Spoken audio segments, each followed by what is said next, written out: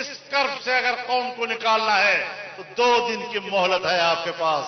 آپ استعفا دے دیں ورنہ پھر اگلے دن ہم نے اس سے آگے فیصلے کرنے ہیں. کوئی کمٹمنٹ نہیں ہے کسی کے ساتھ.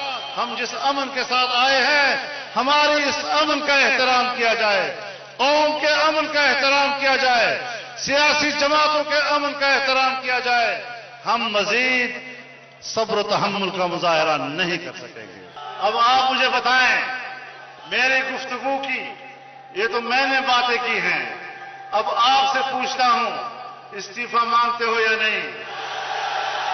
ہم پرامن لوگ ہیں, اس لیے ہم چاہتے ہیں کہ امن کے دائرے میں رہیں, ورنہ اسلام آباد کے اندر پاکستان کے عوام کا یہ سمندر اس بات پر قدرت رکھتا ہے کہ وزیر اعظم کے گھر میں جا کر وزیر اعظم کو خود گرفتار کر لیں.